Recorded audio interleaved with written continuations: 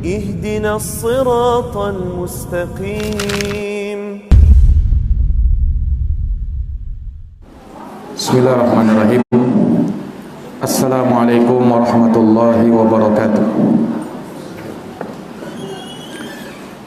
Alhamdulillah nahmaduhu wa nasta'inuhu wa nastaghfiruh wa na'udzu billahi min shururi anfusina wa min sayyiati a'malina. May yahdihillahu fala mudilla lahu wa may yudlilhu fala hadiya lahu.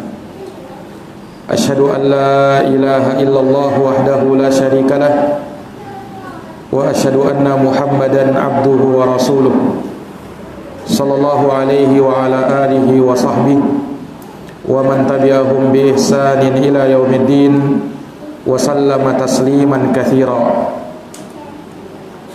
Qala Allah ta'ala fi kitabihil karim, ya ayyuhalladzina amanu taqullaha wa qulu qawlan sadida yuslih lakum a'malakum wa yaghfir lakum dhunubakum wa man yuti'illaha wa rasulahu faqad faza fawzan 'azima. Amma ba'd.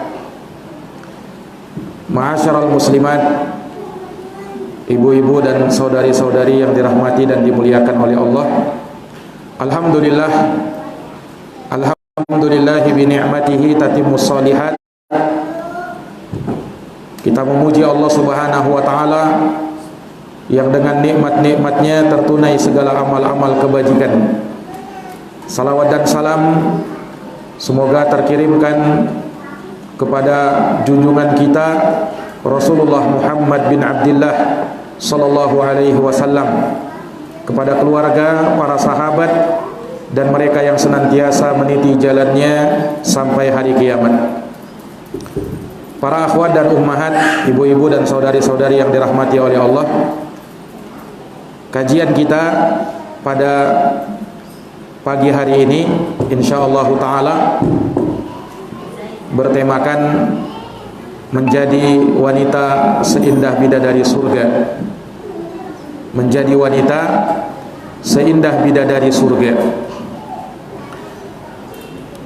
Tentu dari perkara yang dimaklumi bersama bahwa Allah Subhanahu wa taala menciptakan wanita sebagai perhiasan kehidupan dunia. Mereka adalah perhiasan dunia. Oleh karena itu pula Allah Subhanahu wa taala menjadikan mereka dan memfitrahkan mereka suka dengan perhiasan. Maka daripada itu, di dalam Al-Quran Allah Subhanahu wa ta'ala berfirman, Zuyina linnasi hubbus syahawat minan nisa'i wal banin wal qanatiril muqantarati minad dhahabi wal fiddah. Telah dijadikan indah bagi manusia kecintaan terhadap perkara-perkara yang berbau syahwat. Apa itu? Minan nisa, berupa wanita, wal banin, anak-anak kecil, wal qanatiril muqantarah, demikian pula harta-harta yang melimpah ruah, minad dahabi wal fiddah, baik berupa emas dan perak. Surat Ali Imran ayat 14. Dan secara khusus Nabi kita Muhammad sallallahu alaihi wasallam bersabda di dalam hadisnya, ad-dunya mata'un wa khairu mata'id dunya al-mar'atu salihah. Dunia adalah perhiasan, kata Nabi, dan sebaik-baik perhiasan dunia adalah wanita yang salihah. Wanita yang salihah. Para akhwat dan ummahat, ibu-ibu dan saudari-saudari sekalian yang dirahmati dan dimuliakan oleh Allah Subhanahu wa taala, berbicara tentang bidadari surga dan bagaimana menjadi wanita seindah bidadari surga. Maka kita perlu tahu bagaimana sifat dan ciri bidadari surga itu. Karena mereka ini adalah wanita-wanita yang mulia, yang dimuliakan oleh Allah Subhanahu wa taala. Oleh karenanya sangat banyak ayat-ayat yang menyebutkan tentang bidadari surga. Dan Rasulullah sallallahu alaihi wasallam pun juga sering menyebut tentang bidadari-bidadari surga. Sampai Rasulullah pernah bersabda, "Lau anna imra'atan min ahlil jannah ittala'at ilal ard la adha'at ma bainahuma wa la mala'athu riha." Kata Nabi, andaikan seorang wanita dari penduduk surga, dari kalangan bidadari-bidadari surga, andaikan mereka menengok ke bumi, niscaya cahaya keelokan wajahnya akan memenuhi bumi ini, dan niscaya bau wanginya bidadari surga tersebut akan memenuhi ruang yang ada di bumi ini. Nah, ini salah satu gambaran dari Nabi SAW tentang bidadari-bidadari surga. Iya, yang mana Allah Subhanahu wa taala memuliakan para wanita dari kalangan bidadari surga dengan hal yang demikian. Iya, bahkan Rasulullah menyebutkan tentang penutup kepala yang ada di atas bidadari surga. Kata Nabi SAW, "Wala nasifuha ala ra'siha khairun minad dunya wa ma fiha." Dan sungguh kata Nabi, kerudung yang dipakai dan diletakkan di atas kepala wanita penghuni surga dari kalangan bidadari surga itu lebih baik daripada dunia beserta apa yang ada di dalamnya, beserta segala isinya. Ini menunjukkan bahwasanya keutamaan dan kemuliaan para wanita yang menjadi penghuni surga dan menjadi bidadari surga. Iya, para akhwat dan para ummahat yang dirahmati dan dimuliakan oleh Allah, maka untuk menjadi wanita seindah bidadari surga, kita perlu melihat bagaimana sifat dan karakteristik dan ciri-ciri yang disebut di dalam Al-Quran. Bagaimana itu bidadari surga, agar bisa dicontoh oleh para wanita muslimah, oleh para wanita mukminat di masa ini, agar kelak mereka pun akan menjadi bidadari surga, bahkan lebih utama dari bidadari surga.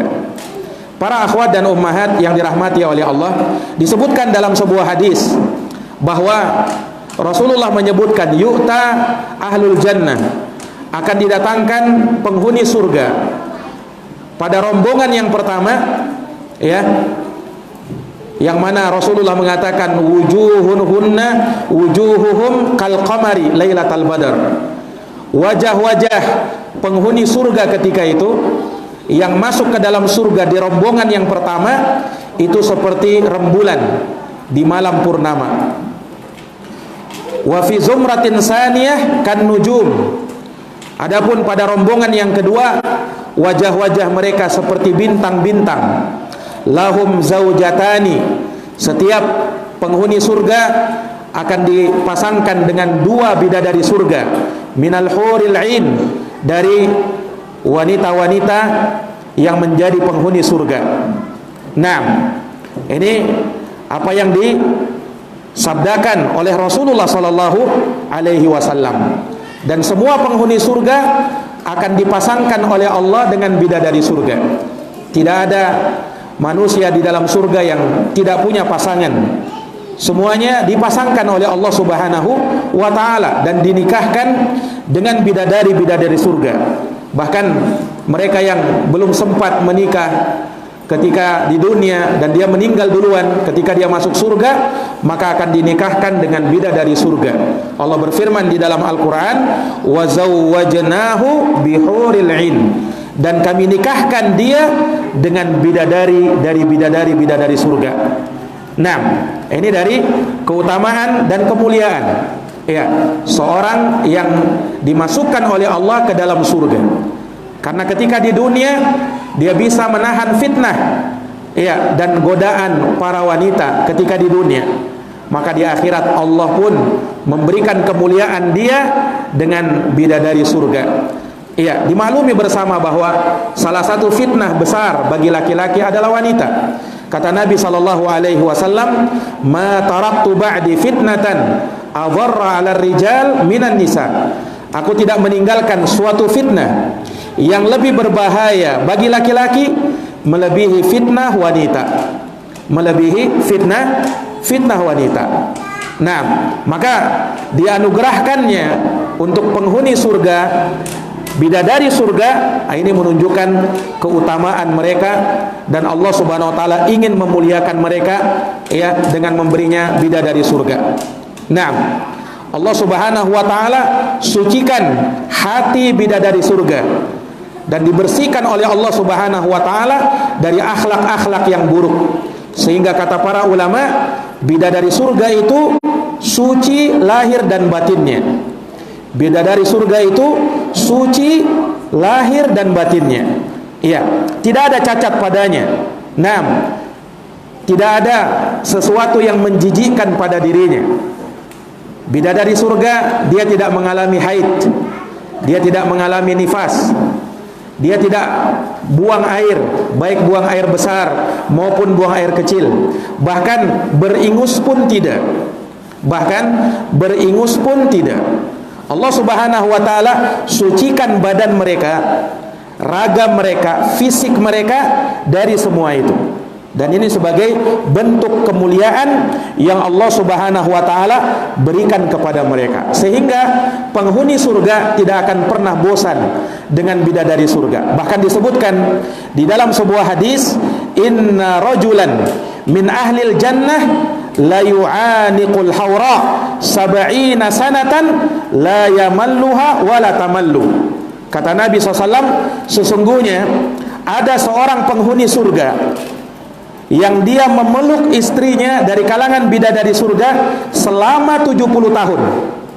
Dia peluk selama 70 tahun, ya, suaminya tidak bosan dengannya, dan bidadari surga pun tidak bosan dengannya. Bidadari surga pun tidak bosan dengan hal tersebut. Nah, ini para akhwat dan para ummahat yang dirahmati dan dimuliakan oleh Allah Subhanahu wa taala. Allah Subhanahu wa taala menyebutkan bidadari surga bahkan dalam hal yang sangat detail. Rasulullah SAW pun menyebutkan dengan sangat detail. Allah berfirman misalnya, wa kawaibu atraba. Bidadari surga itu dijadikan sebagai gadis-gadis muda yang umurnya sebaya, kata Allah. Kemudian Allah berfirman, walahum fiha azwajun mutahharah, dan bagi penghuni surga akan mendapatkan istri-istri yang disucikan oleh Allah dari kalangan bidadari-bidadari surga. Dari kalangan bidadari-bidadari surga. Dan Allah juga menyebutkan ka'annahunnal yaqutu wal marjan. Mereka para bidadari surga itu ya seperti permata yakut dan permata marjan. Fihinna khairatun hisan. Bidadari-bidadari surga itu adalah wanita-wanita yang sangat cantik dan baik-baik. Hurun maqsuratun fil khiyam. Dia adalah wanita-wanita yang senantiasa menjaga pandangannya, yang membatasi pandangannya pada suami-suami mereka, ya, yang mata mereka tidak memandang kecuali hanya kepada suami-suami mereka. Mereka tinggal di kemah-kemah mereka. Mereka tinggal di dalam kemah-kemah mereka. Nah, sehingga betul-betul terjaga dan betul-betul tersimpan. Ya, tidak ada yang pernah menyentuhnya. Allah Subhanahu wa taala berfirman di dalam Quran, lam yatamithunna insun qablahum wala jan. Bidadari surga itu tidak pernah disentuh oleh jin dan tidak pula pernah disentuh oleh manusia. Maka Allah berfirman, fabi ayyi ala'i rabbikuma tukadziban. Maka terhadap nikmat Tuhanmu yang mana kamu dustakan. Muttaqiina ala rafrafin khudri wa abqariin hisan. Mereka para penghuni surga bersandar atau bertelekan di atas bantal-bantal yang hijau dan di atas permadani yang cantik. Fabi ayyi ala'i rabbikuma tukadziban. Maka terhadap nikmat Tuhanmu yang mana kau dustakan. Ini dari gambaran-gambaran penghuni surga dan juga para bidadari surga yang akan menjadi istri bagi para penghuni surga. Para akhwat dan para ummahat yang dirahmati dan dimuliakan oleh Allah. Dan masih banyak lagi gambaran-gambaran tentang bidadari surga. Iya, tema kita pada kesempatan pagi hari ini adalah menjadi wanita seindah bidadari surga.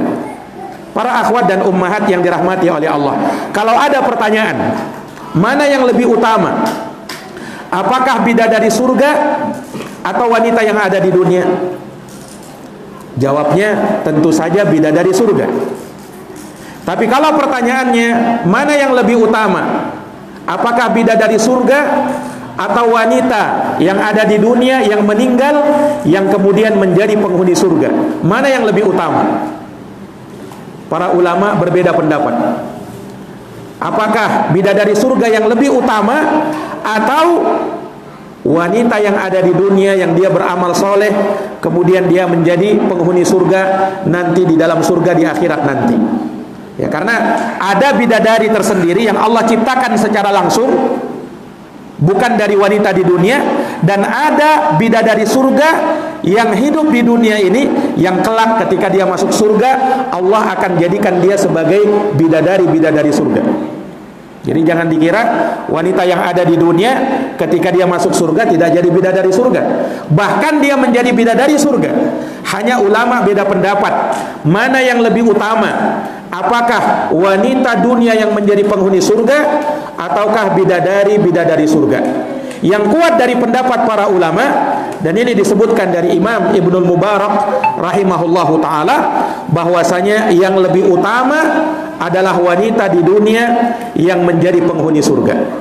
Iya, bahkan mungkin boleh dibahasakan, kalau wanita yang ada di dunia menjadi bidadari surga, masuk ke dalam surga, maka dia akan menjadi ratunya bidadari surga. Dia akan menjadi ratunya bidadari surga. Ini disebut oleh Imam Ibnul Mubarak rahimahullahu taala. Kata beliau, ya, bahwasanya inna nisa ad-dunya, sesungguhnya para wanita yang ada di dunia, man dakhala minhunnal jannah, siapa di antara mereka yang masuk ke dalam surga, fuddilna ala huril ain, mereka wanita-wanita tersebut lebih diutamakan daripada bidadari surga. Kenapa lebih utama? Karena sebab wanita yang ada di dunia yang nanti akan masuk surga, mereka beramal, mereka mendapatkan ujian, tidak sama seperti bidadari surga. Kalau bidadari surga memang Allah ciptakan langsung, ya, memang langsung diciptakan di dalam surga, ya, tidak ada mendapatkan ujian, cobaan, ya, atau fitnah seperti wanita-wanita yang ada di dunia pada hari ini.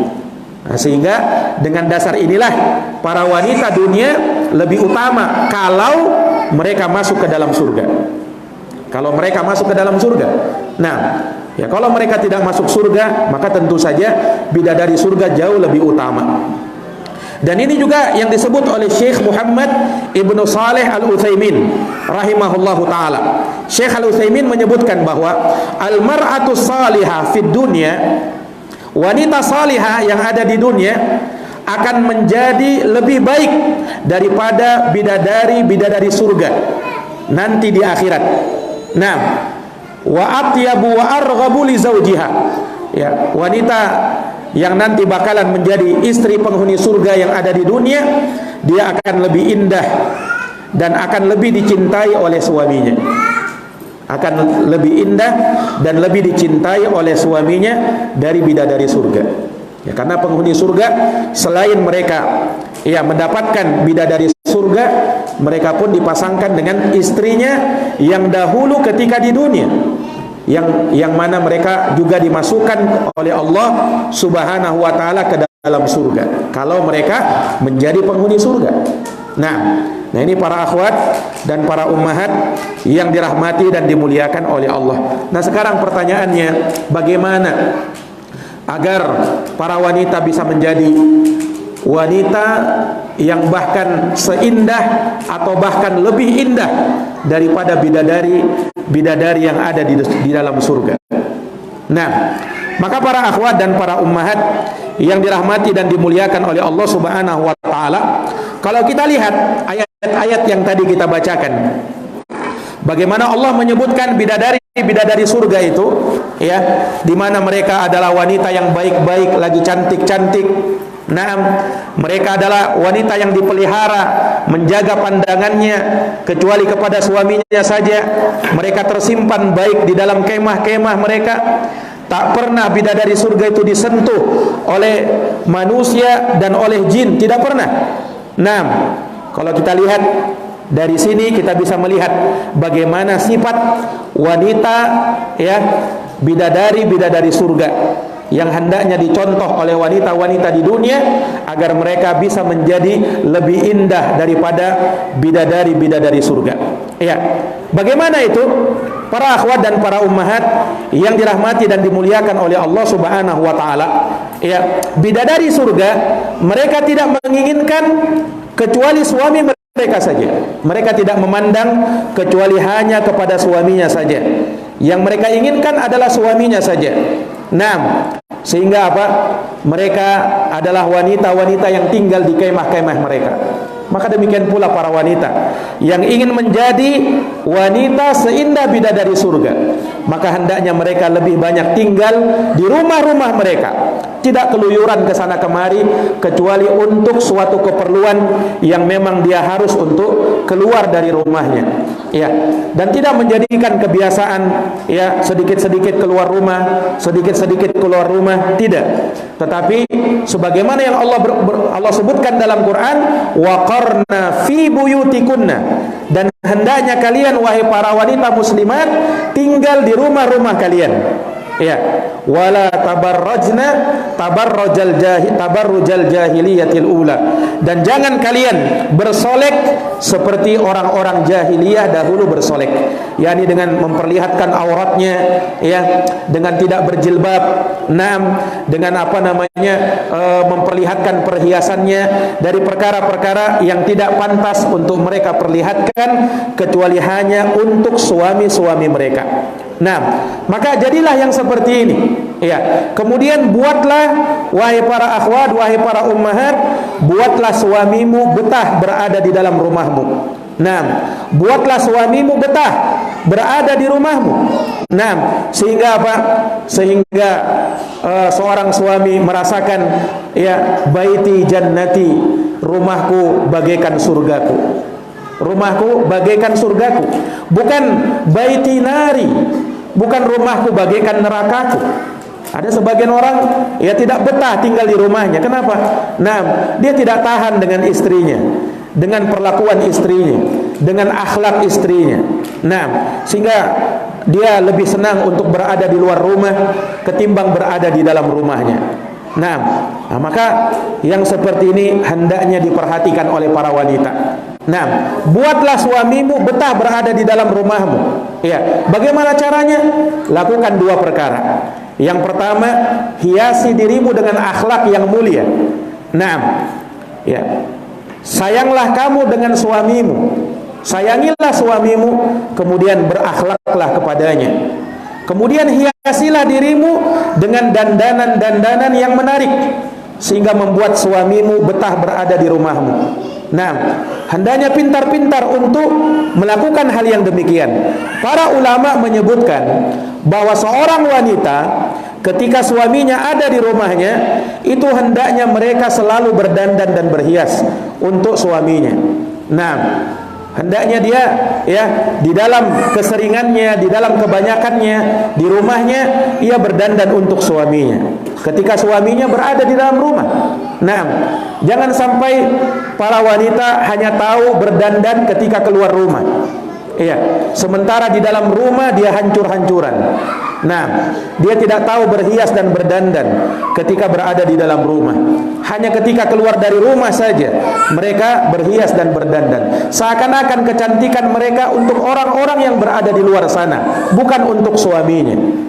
Nah, ini dari kekeliruan dan kesalahan. Nah, hendaknya para wanita ya, dia pandai membuat suaminya betah berada di dalam rumahnya. Nah, oleh karenanya Nabi pernah bersabda apa? Khairun nisa man tasurruka idza absarta.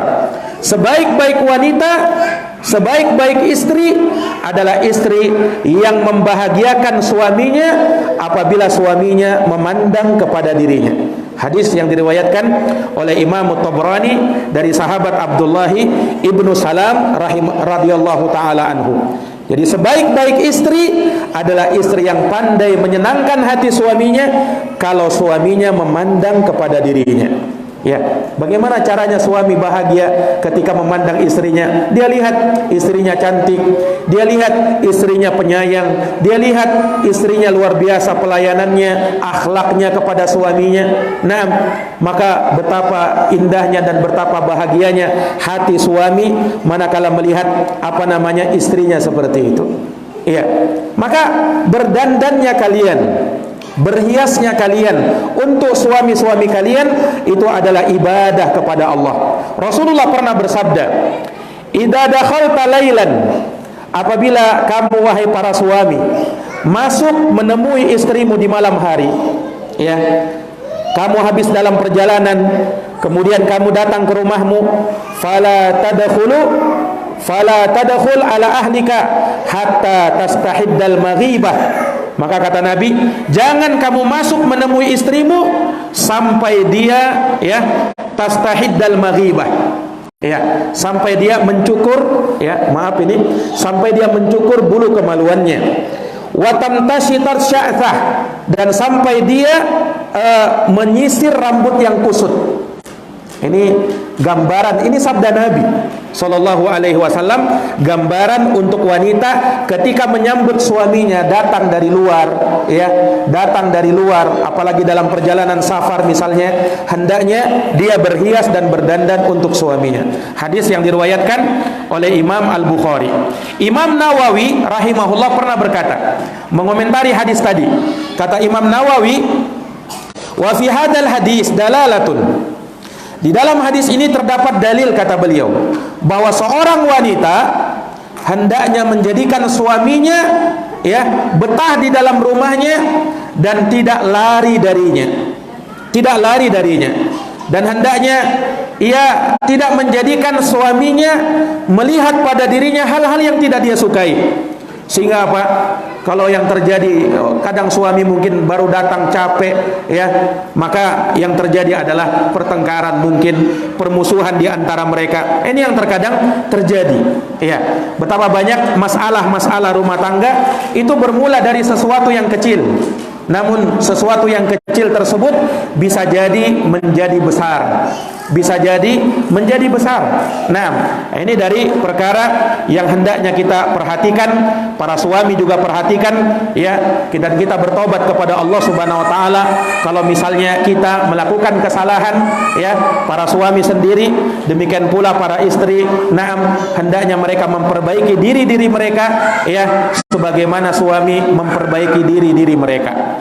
Nah, para akhwat dan para ummahat yang dirahmati dan dimuliakan oleh Allah Subhanahu wa taala. Maka ini yang dijelaskan oleh para ulama. Ini yang dijelaskan oleh para ulama. Sehingga ketika kita sadar, ketika kita paham bahwa bidadari surga seperti itu keadaannya, kalau wanita ingin menjadi bidadari, bahkan lebih indah dari bidadari surga, maka lakukan seperti apa yang dilakukan oleh para bidadari surga. Mereka menjaga pandangan mereka, tidak melihat kecuali kepada suami mereka, dan mereka pun sangat memuliakan suami mereka. Mereka pandai membuat suaminya betah berada di dalam rumah-rumah mereka. Berada di dalam rumah-rumah mereka.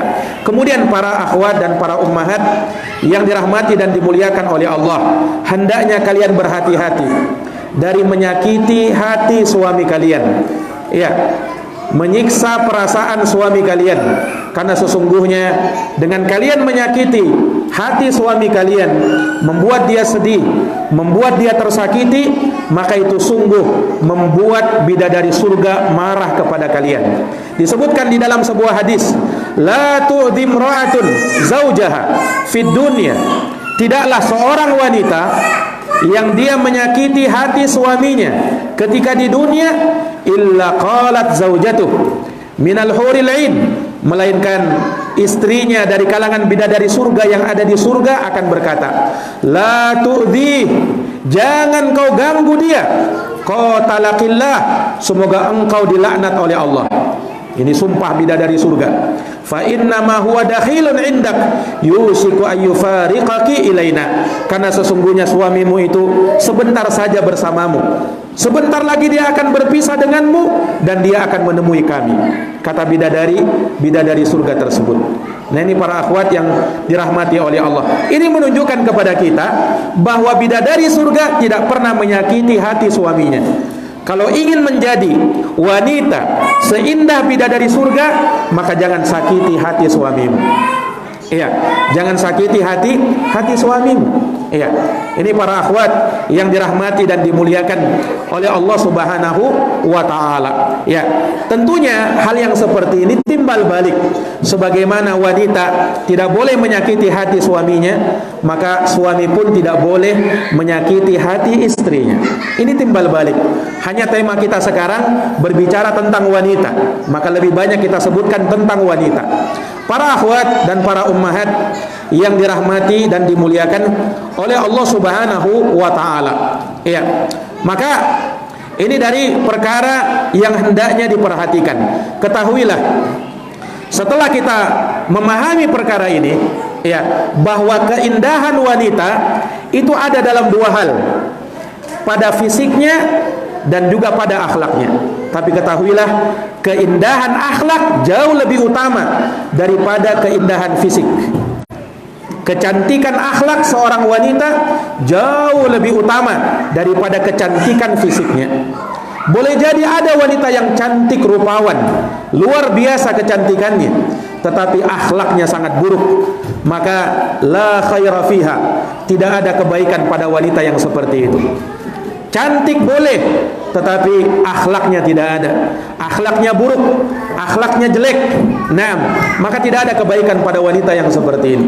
Tetapi ada wanita akhlaknya luar biasa, akhlaknya Masya Allah, walaupun mungkin fisiknya atau wajahnya ada kekurangan, ada sesuatu yang mungkin tidak terlalu menarik atau mungkin biasa, nah, subhanallah, tetapi dengan akhlaknya yang luar biasa itu mengalahkan, ya, wanita-wanita yang mungkin sangat cantik yang ada di dunia ini tetapi tidak berakhlak. Ya, kenapa? Kalau wanita dia berakhlak, tahu agama, nah, sekalipun dia biasa pada dasarnya, maka dia akan berusaha untuk tampil cantik di hadapan suaminya. Nah, dia akan berusaha untuk tampil cantik di hadapan suaminya. Ya, sehingga ketika itu, nah, suaminya akan lebih bahagia terhadap dirinya. Ya, suaminya akan lebih bahagia terhadap dirinya.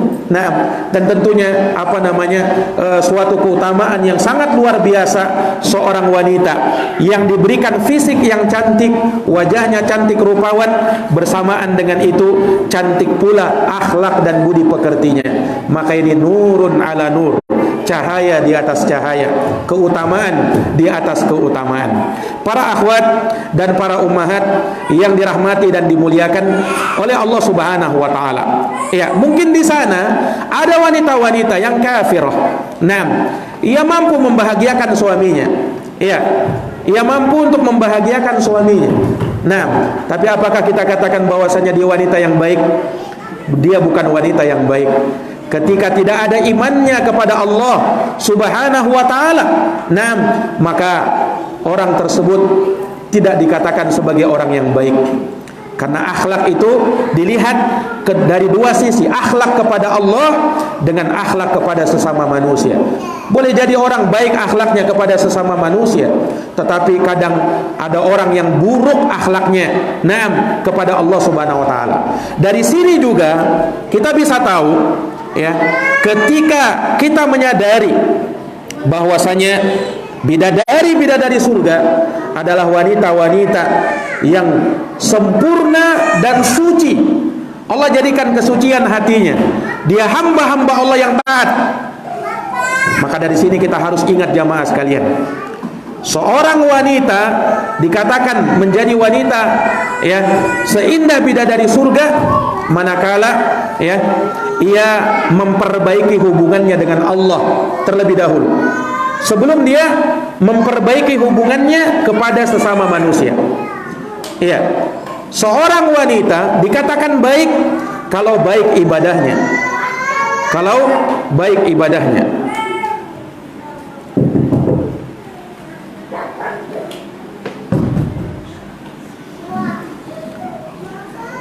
Seorang wanita dikatakan sebagai wanita yang baik manakala baik ya, hubungannya kepada Allah Subhanahu wa taala sebelum hubungannya kepada sesama manusia. Sebelum hubungannya kepada sesama manusia. Nah, makanya perhatikan solat kalian wahai para akhwat dan para ummahat. Perhatikan solat kalian. Jangan kalian menelantarkan solat kalian. Jangan kalian malas di dalam mengerjakan solat. Jangan kalian tunda-tunda waktu solat kalian. Kerjakan dia. Naam. Dan hendaknya kalian bertakwa kepada Allah Subhanahu wa taala di dalam perkara solat. Di dalam perkara solat. Allah Subhanahu wa taala berikan keringanan para wanita yang lebih utama bagi mereka solat di dalam rumah-rumah mereka. Di dalam rumah-rumah mereka. Tetapi jangan sampai naam para wanita menelantarkan solatnya dikarenakan hal yang demikian. Demikian pula tentang puasa kalian. Dimaklumi para wanita terkadang mungkin punya utang puasa. Iya, karena dia punya halangan, dia berhalangan ketika Ramadan, dia punya utang-utang puasa. Maka hendaknya segera kalian bayar. Jangan sampai masuk Ramadan berikutnya kemudian utang puasa kalian masih ada. Itu hukumnya berdosa kecuali bagi orang yang punya udzur. Kecuali orang yang punya udzur, sakit ya, atau dia terus hamil dan melahirkan, maka diberi udzur.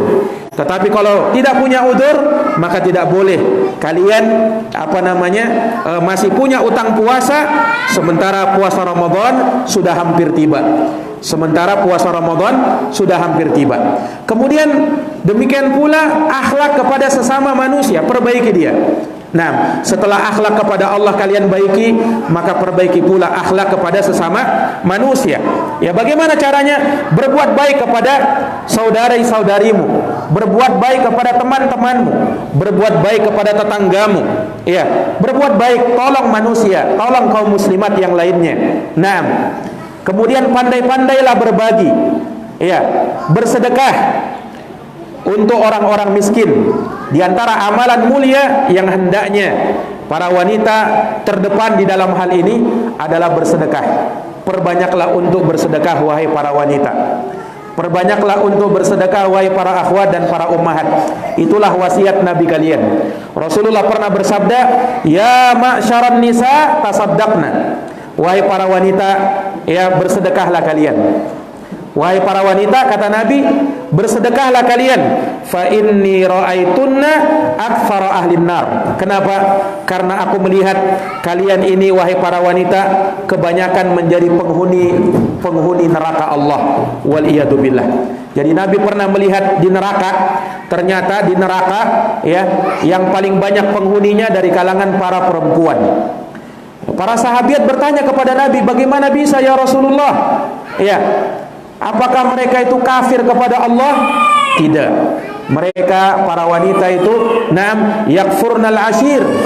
Mereka sering mengingkari ya suami-suami mereka.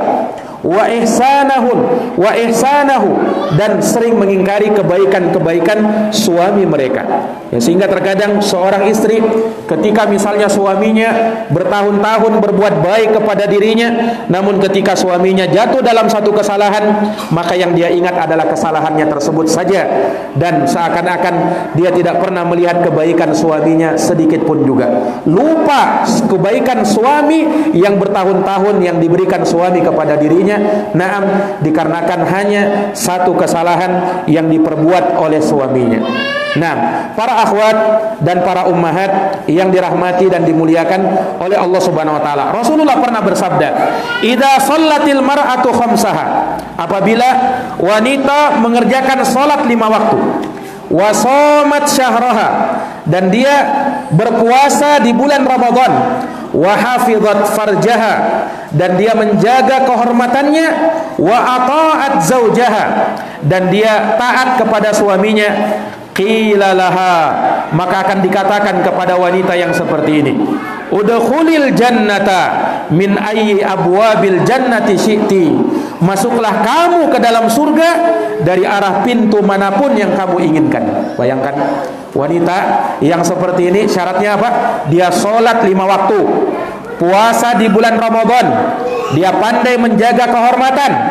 Yang keempat, dia taat sama suami. 4 ini kalau kau lakukan, maka akan diperintahkan kepadamu, ayo masuk surga dari arah pintu mana saja yang kau mau.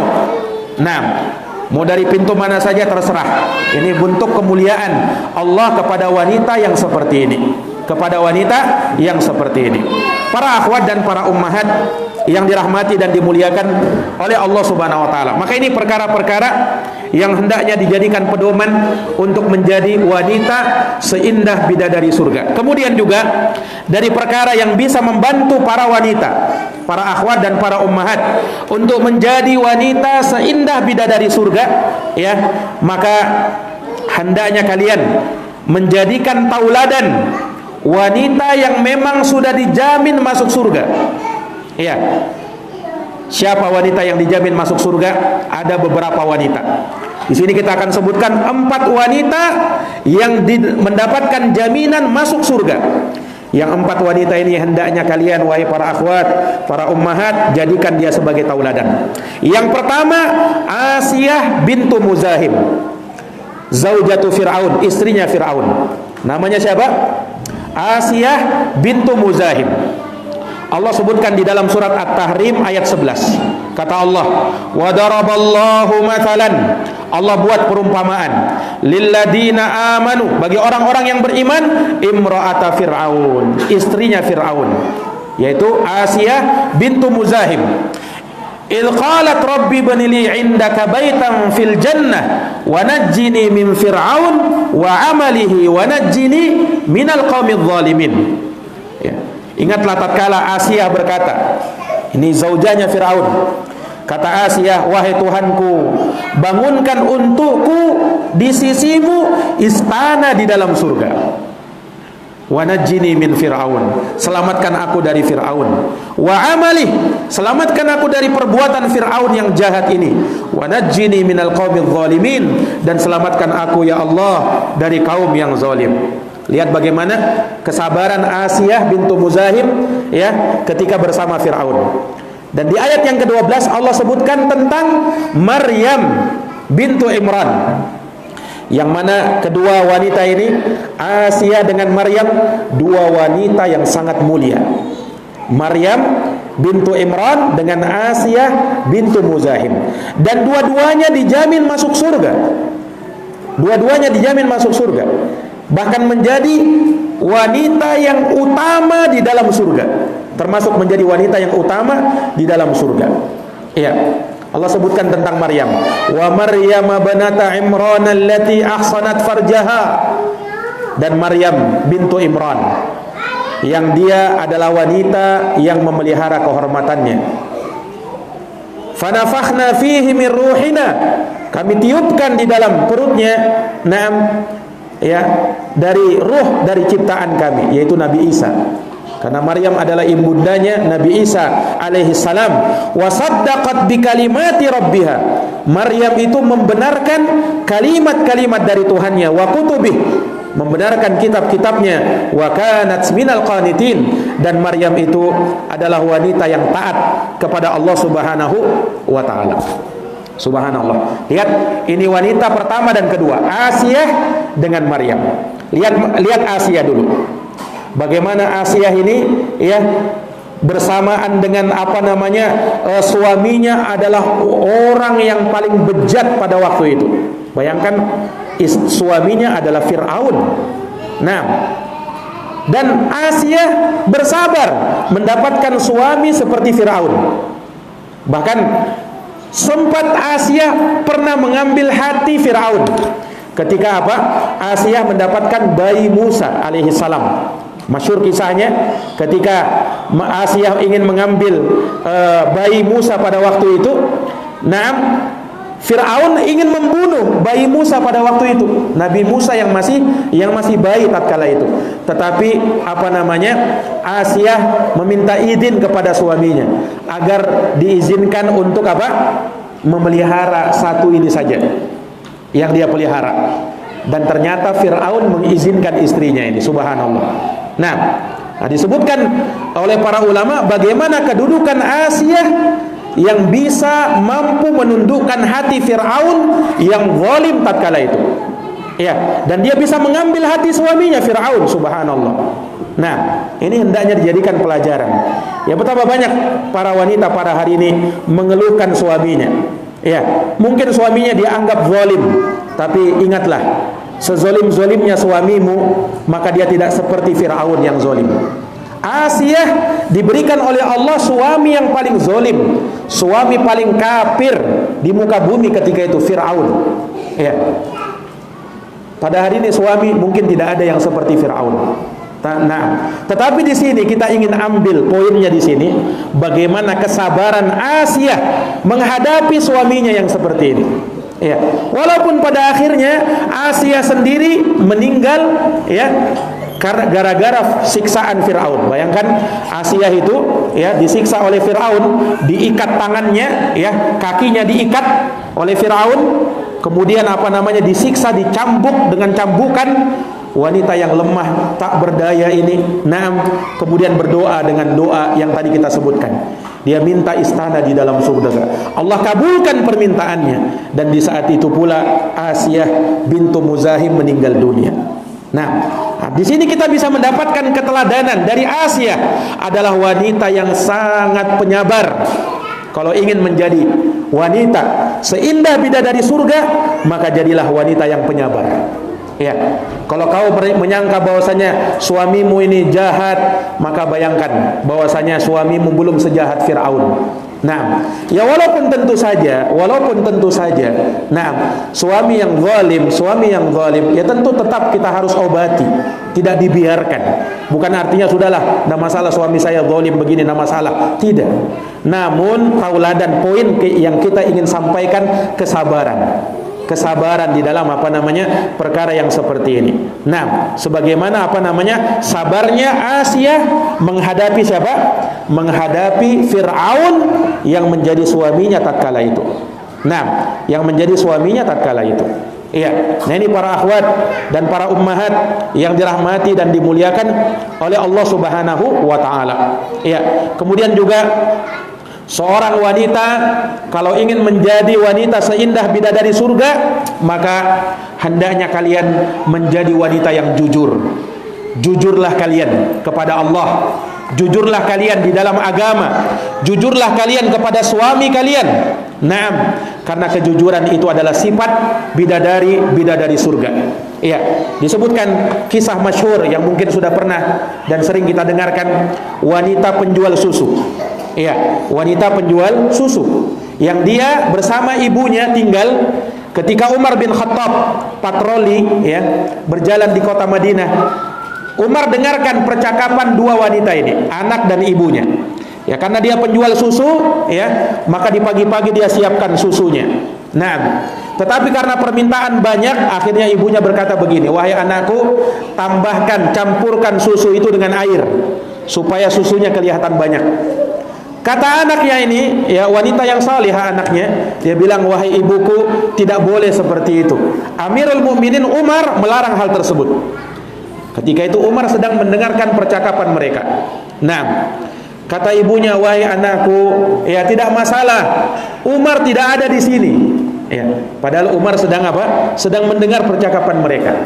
Tapi subhanallah, wanita yang salihah ini, anaknya berkata, "Wahai ibuku, sekalipun Amirul Mukminin Umar tidak ada di sini, tidak melihat kita, tapi Tuhannya Umar bin Khattab, Tuhannya Amirul Mukminin Umar bin Khattab sedang melihat kita." Subhanallah. Maka Umar ketika mendengarkan wanita itu, buru-buru beliau datang ke rumah anak-anaknya. "Wahai anak-anakku, siapa di antara kalian yang mau menikah? Bapakmu ini andaikan masih kuat menikah, akan menikah. Tapi bapakmu ini sudah tua," kata Umar. "Aku ingin di antara kalian ada yang menikahi wanita penjual susu ini." Nah, subhanallah, ya, dari anak-anaknya Umar yang menikah dengan wanita tersebut, Asim ibnu Umar ibnil Khattab, anak Umar yang bernama Asim. Tapi subhanallah, lihat, gara-gara kesolihan wanita ini lahir seorang anak laki-laki yang namanya Abdul Aziz. yang namanya Abdul Aziz. Dari pernikahan Asim bin Umar bin Khattab lahir Abdul Aziz. Abdul Aziz punya anak namanya Umar. Nah, inilah yang menjadi khalifah yang luar biasa yang dikenal dengan Umar bin Abdul Aziz. Seorang khalifah yang luar biasa, bahkan sampai dikatakan dia khalifah kelima. Nah, setelah 4 khalifah Rasulullah, Abu Bakar, Umar, Utsman dan Ali bin Abi Thalib. Saking adilnya Umar bin Abdul Aziz, ya, maka seperti itu keadaannya.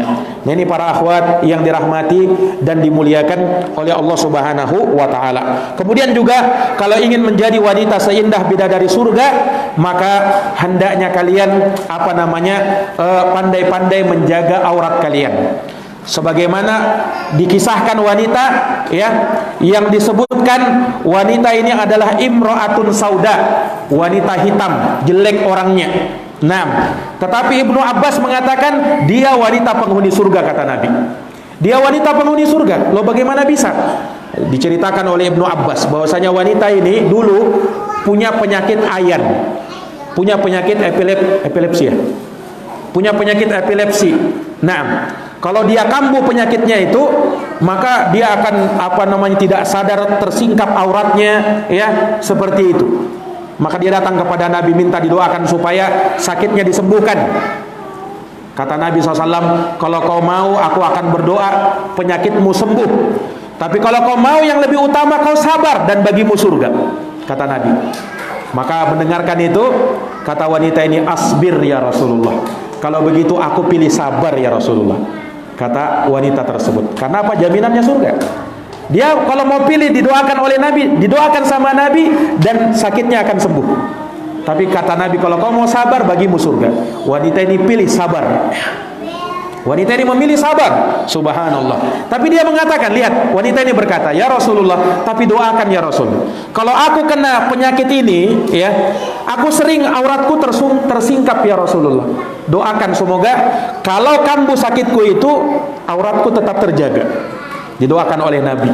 Nah, maka semenjak itu ketika dia kambuh penyakitnya, auratnya tidak pernah tersingkap. Di sini kita dapat pelajaran. Ini wanita, Pak. Wanita ini, para akhwat dan ummahat, wanita, ya, mungkin dikatakan wanita yang kurang menarik. Ya. Wanita yang kurang menarik. Nah, artinya ada orang-orang yang terkadang orang tidak terlalu menaruh perhatian kepada dia. Tetapi luar biasanya wanita ini tetap menjaga auratnya. Ya. Walaupun mungkin dia dikatakan tidak menarik fisiknya, wajahnya, tetapi apa? Dia tetap mau menjaga auratnya. Subhanallah. Nah, maka mana wanita-wanita pada hari ini yang dikatakan cantik, ya, wanita-wanita yang kulitnya putih mulus, nah, kemudian tidak mau menutup auratnya. Di mana kalian dibandingkan wanita hitam ini yang luar biasa? Ya, kenapa? Karena jaminannya surga Allah Subhanahu wa taala. Maka jagalah aurat-aurat kalian. Hargai aurat-aurat kalian. Nah, jagalah dia kecuali kepada siapa yang merupakan mahram kalian, terutama kepada suami-suami kalian. Nah, ini para akhwat dan para ummahat yang dirahmati dan dimuliakan oleh Allah Subhanahu wa taala.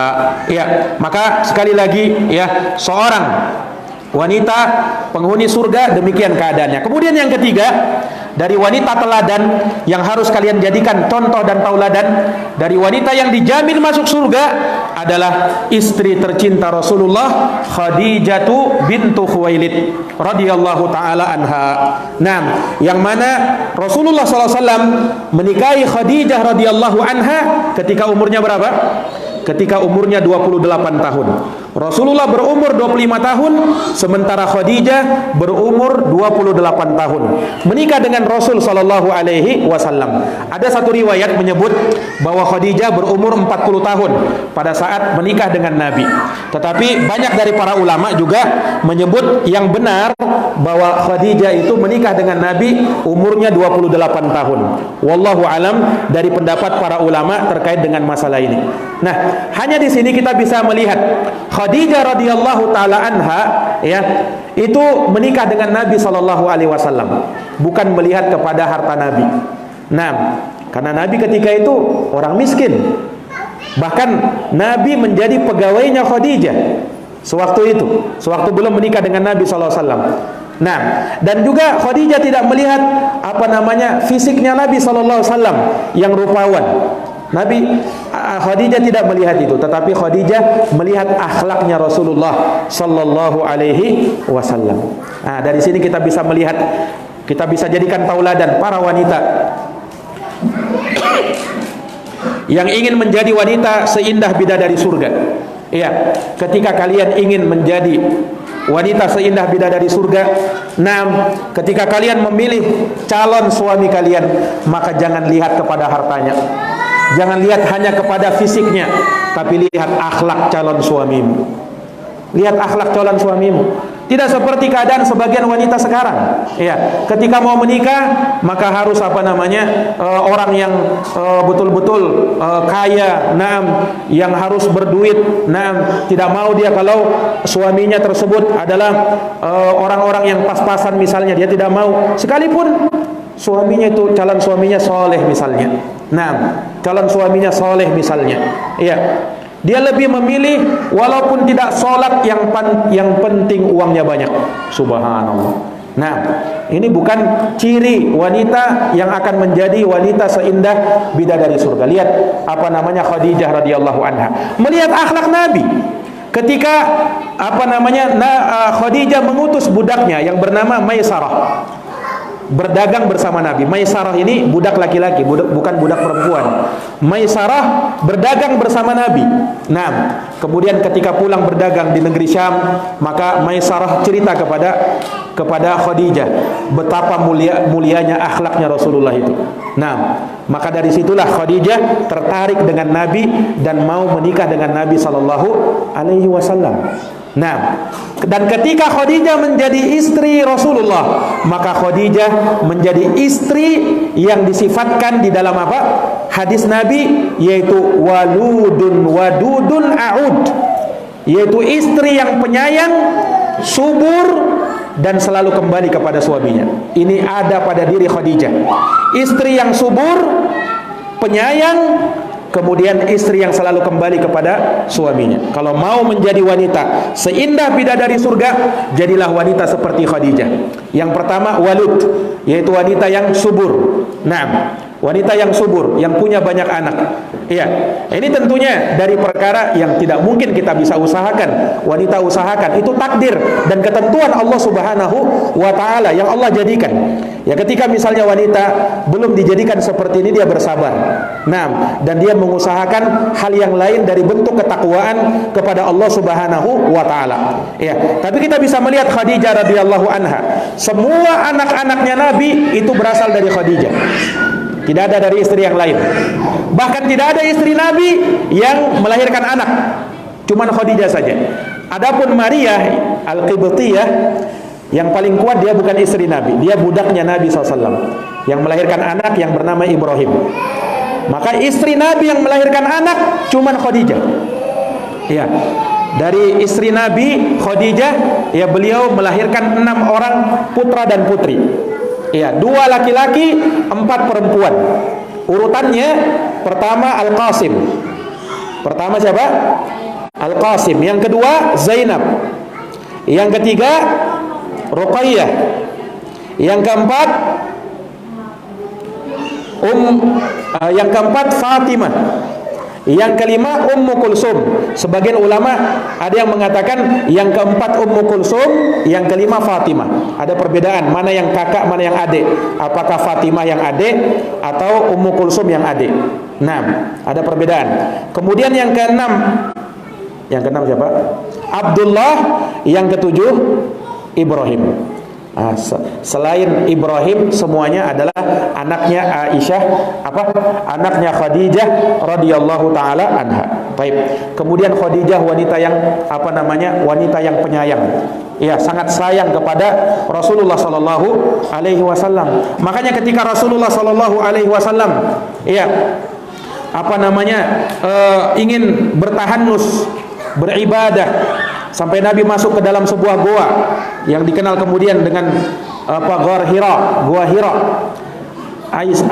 Khadijah yang mempersiapkan bekal-bekal untuk Nabi. Bekal-bekal untuk suaminya. Ya, untuk Nabi bisa bertahanus. Kemudian ketika Nabi mendapatkan wahyu dari Allah Subhanahu wa taala, ya, maka Khadijah radhiyallahu taala anha, ya, melihat apa namanya Rasulullah SAW kedinginan, menggigil, seakan-akan beliau sakit, ya, kemudian dikatakan zammiluni zammiluni, ya, apa namanya selimuti aku selimuti aku. Nah, maka Khadijah menyelimuti Nabi. Tapi tauladannya di situ, Khadijah radhiyallahu anha ketika melihat suaminya seperti itu, beliau tenang, bahkan beliau menenangkan Nabi. Nah, tidak semakin membuat suasana menjadi kacau, suasana menjadi lebih parah lagi. Ada sebagian istri ketika suaminya apa namanya datang bawa masalah, dia tambah masalahnya lagi. Nah, Khadijah radhiyallahu anha tidak seperti itu. Nah, betul-betul dia apa namanya melihat, kemudian dia pandai menenangkan suaminya. Dia berkata, Khadijah berkata, wallahi la yukhzikallahu abada, demi Allah, Allah tidak mungkin menghinakanmu wahai suamiku. Innaka latasilur rahim, sesungguhnya engkau pandai menyambung tali silaturahim. Nah, engkau membenarkan ucapan-ucapan yang baik. Nah, engkau sering membantu orang miskin, para duafa. Ini yang diingatkan oleh Rasulullah, Khadijah kepada Rasulullah SAW. Subhanallah, dia kembali menenangkan suaminya. Nah, inilah istri yang luar biasa. Maka kalau ingin menjadi wanita seindah bidadari surga, maka jadilah seperti Khadijah radhiyallahu taala anha, yang dia selalu kembali kepada suaminya. Ini yang disebut oleh Nabi. Nah, seorang wanita allati idza ghadiba, yang apabila suaminya marah kepada dia, ja'at, maka sang istri ini datang kepada suaminya, fatada'u yadaha ala yadi zawjiha, lalu dia letakkan tangannya di atas tangan suaminya. Wa qalat, lalu istrinya berkata, la aduku ghamdun hatta tarda, wahai suamiku, aku tak bisa tidur, aku tak bisa memejamkan mataku sampai kau ridha kepada diriku, sampai kau ridha kepada diriku.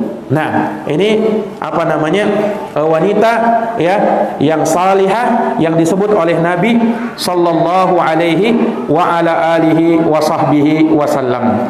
Baik, dan yang terakhir, para akhwat yang dirahmati dan dimuliakan oleh Allah, wanita yang juga hendaknya kalian jadikan teladan adalah putrinya Rasulullah yang bernama Fatimah bintu Muhammadin radhiyallahu taala anha. Nah, Fatimah adalah sayyidatu nisa'i ahlil jannah. Nabi sebutkan bahwa beliau adalah pimpinan wanita penghuni surga. Pimpinan wanita apa? Penghuni surga.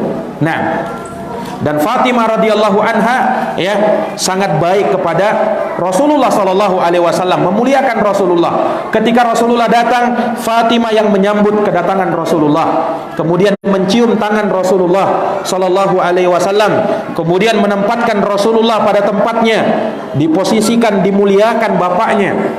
Demikian pula Fatimah kepada suaminya Ali bin Abi Thalib radhiyallahu anha. Ya, dia yang menyiapkan makanan untuk suaminya, sampai disebutkan tangan Fatimah radhiyallahu anha akhirnya apa namanya sedikit kasar dikarenakan dia sering menggiling apa namanya gandum, membuat makanan untuk suaminya. Subhanallah. Nah, ini dari apa namanya perkara-perkara yang kita bisa jadikan teladan di situ, bahwa wanita penghuni surga, ya, hendaknya wanita yang selain dia pandai memuliakan suaminya, dia pun pandai memuliakan kedua orang tuanya. Berbaktilah kepada kedua orang tuamu. Naam, sebagaimana kau dituntut untuk berbakti kepada ayah dan kepada ibumu, naam, kepada suamimu, maka berbuat baiklah di dalam hal tersebut agar kamu menjadi wanita seindah bidadari surga. Para akhwat dan ummahat yang dirahmati dan dimuliakan oleh Allah, mungkin ini yang bisa kami paparkan terkait dengan pembahasan ini. Semoga bermanfaat. Jazakumullahu khairan katsira. Tapi di sini ada pertanyaan.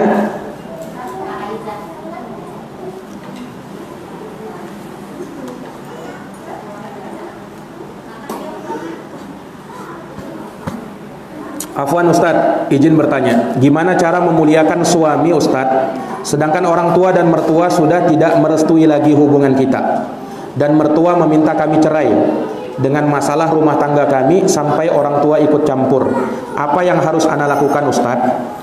Iya, seyogyanya ya masalah hubungan suami istri itu jangan sampai diketahui oleh pihak yang lain. Ini yang harus diusahakan terlebih dahulu.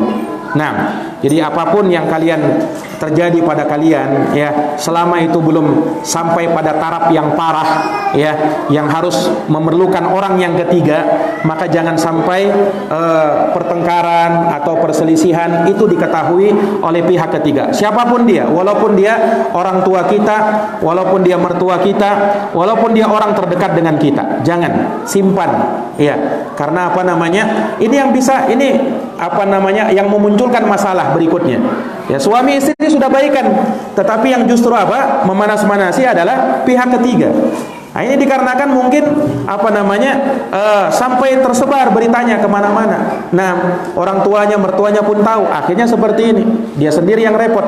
Nah, dia sendiri apa? Yang repot. Maka yang harusnya dilakukan kalau terjadi sesuatu, hendaknya jangan sampai ya diketahui oleh orang tua atau mertua.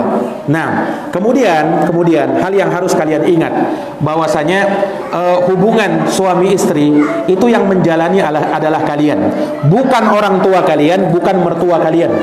Ya, sehingga kalian tentunya lebih paham ya keadaan kalian, dan kalian bisa timbang dengan apa agama. Ketika rumah tangga masih bisa mendatangkan sakinah, mawaddah, warahmah, maka pertahankan rumah tangga itu. Pertahankan rumah tangga itu.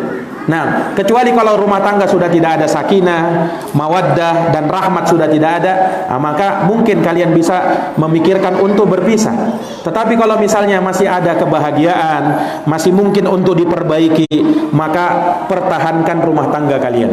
Pertahankan rumah tangga kalian. Nah, adapun orang tua yang membujuk atau menyarankan untuk pisah, ya maka kalian apa namanya datangi orang tua kalian, kemudian nasihati mereka, ya nasihati orang tua kalian. Nah, kemudian apa namanya beritahukan kepada mereka bahwasanya yang menjalankan rumah tangga adalah kami, dan kami mengerti tentang hal ini. Kami sudah paham tentang hal yang seperti ini. Kami hubungkan dengan agama Allah. Sekiranya memang sudah tidak bisa dipertahankan, mungkin kami memilih berpisah. Tetapi kalau masih bisa dipertahankan, maka kami tidak memilih berpisah. Maka dia datangi orang tuanya, mertuanya dengan lemah lembut, berbicara dengan hal tersebut. Semoga Allah Subhanahu wa taala mempertahankan rumah tangga kita. Baik, di sini ada pertanyaan lagi. Bismillah, afwan Ustaz, izin bertanya di luar tema kajian. Menyambung pertanyaan tentang ayam kemarin. Hah, ayam kapan? Tentang ayam kemarin, ibu saya sudah berusaha menanyakan tentang ayam itu ke 6 orang tetangga saja. Oh, ini yang tanya di WhatsApp itu. Ibu saya sudah berusaha menanyakan tentang ayam itu. Nah, apa? Tentang ayam itu ke 6 orang tetangga saja. Hah? Sebentar dulu. Ibu saya sudah berusaha menanyakan tentang ayam itu ke 6 orang tetangga saja. Ke 6 orang tetangga saja. Harusnya ada titik koma ya. Dan tidak terus menerus menyiarkan lagi hingga 1 tahun lebih. Apakah seperti itu saja sudah cukup dan halal Ustaz? 2, dulu pernah menyakiti hati suami. Nah, ini lain soal ini. Tentang masalah ayam dulu ini.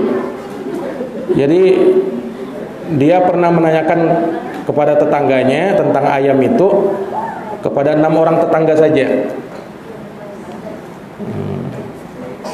Dan tidak terus menerus menyiarkan lagi hingga 1 tahun lebih. Ya sebenarnya jangan seperti itu ya. Ketika ada barang hilang seperti itu, pertama dulu ayam, kalau ayam itu sudah dewasa ya, itu bukan barang hilang itu. Ayam itu sudah bisa merawat dirinya. Jangan ketemu ayam ayam sudah dewasa kemudian diambil. Nah, ini barang hilang ini, bukan. Ayam kalau sudah dewasa dia bisa merawat dirinya, tidak perlu diambil, bukan barang hilang itu. Itu tidak sama dengan luqatah. Nah, berbeda kalau ayam kecil, dia tidak bisa merawat dirinya. Nah, anak-anak masih, nah itu baru luqatah, itu boleh diambil. Nah, itu juga harus diingat ya. Jadi kalau misalnya tadi ayamnya ketemu masih kecil, itu boleh diambil, dianggap sebagai apa? Luqatah. Dianggap sebagai barang temuan. Nah, barang temuan seperti ini diumumkan selama 1 tahun.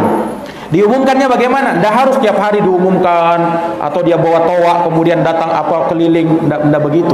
Ya cukup dia tetangganya, kemudian dia kasih tahu siapa, ya kan? Kemudian dia kasih tahu lagi beberapa hari, dia kasih tahu lagi sampai setahun. Kalau tidak ada yang mengaku, dia boleh ambil ayam tersebut, boleh dia makan, boleh dia goreng, boleh dia pelihara. Nah, jadi mengumumkannya seperti itu ya 1 tahun, dan bukan sekali aja, mungkin beberapa kali ya. Kalau tidak ada tetangga dari situ, mungkin tetangga yang jauh, agak jauh sedikit, dia umumkan seperti itu. Dan kalau sudah dimakan ya dia umumkan ya bahwasanya itu sebenarnya kesalahan. Kalau misalnya belum diumumkan secara bagus ya, dia kasih tahu, mungkin dia bisa umumkan lagi ya, walaupun sudah dimakan ayamnya. Walaupun sudah dimakan ayamnya, dia umumkan lagi. Kalau ada orang yang mengaku, maka dia bayar, atau dia kasih tahu bahwasanya ini uangnya sudah saya berikan ke mana, ke masjid ya, untuk sedekah. Kalau kau mau, maka itu bisa jadi amal jariahmu. Kalau tidak, saya akan belikan uang untukmu. Adapun uang itu yang sudah saya sedekahkan jadi pahala untuk saya. Begitu solusinya. Wallahu alam. Yang nomor 2, dulu pernah menyakiti hati suami hingga dia menangis karena ucapan anak. Taib, dulu pernah menyakiti hati suami hingga dia menangis karena ucapan anak. Sudah ini titiknya salah ini. Karena ucapan anak. Sudah meminta maaf dan dimaafkan suami.